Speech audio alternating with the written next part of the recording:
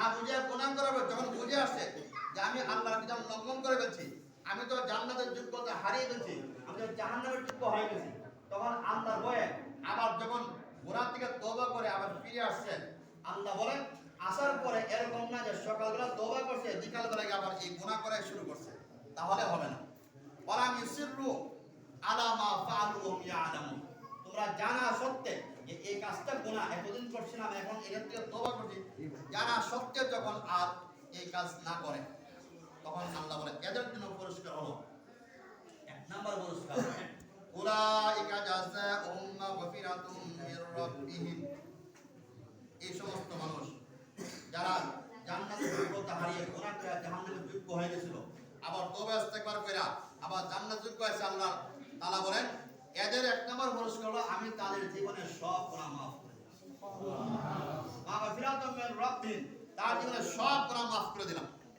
দুই নাম্বার ওয়া জান্নাতুন, এবং তার জন্য জান্নাত বরাদ্দ করে দিলাম, তাজরি মিন তাহতিহাল আনহার, যার তলদেশে নদী প্রবাহিত, স্রোত সিঁড়ি প্রবাহিত, খালিদিনা ফিহা, তারা সেখানে চিরকাল বসবাস করবে। ওয়া নিমা আজরুল মুমিন আজরুল আমিলিন, কতই না চমৎকার, কতই না সুন্দর কাজকারীদের, আমিল যারা কাজ করে এদের পুরস্কার।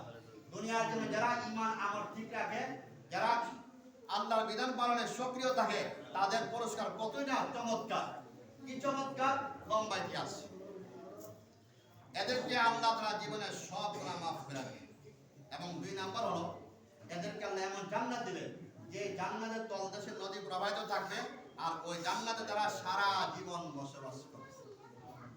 আমরা চাইলে জান্নাত চিরকাল থাকবার লাগা, এই যে সামান্য কারণে গরম ভিতরে অস্থির সবাই সহ্য করতে, জাহান্নাম থেকে এমন হবে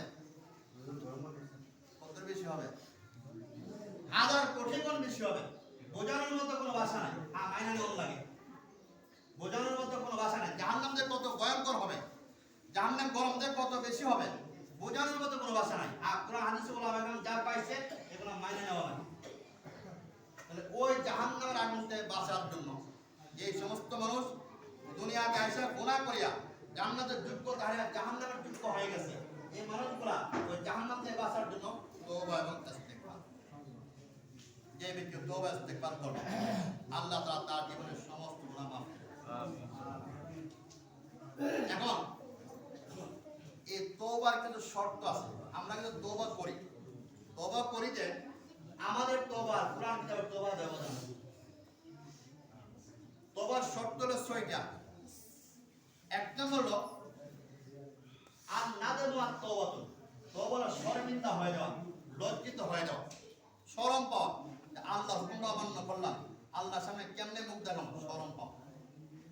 আর লজ্জা এমন একটা বিষয়, যার শরম আছে সে সমস্ত পাপ থেকে বাঁচা সম্ভব, যার শরম নাই অনেক কিছু করবে।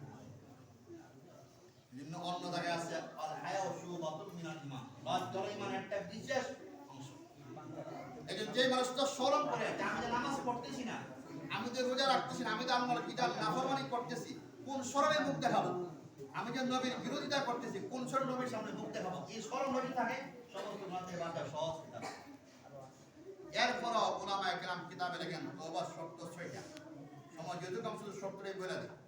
এক নম্বর শর্ত হলো যে গুনাহটা আমি করতেছি এই গুনার প্রতি লজ্জিত হই, কাজটা আসলে ঠিক করি, কাজটা আসলে ঠিক করে নাই, শরম আসতে হবে।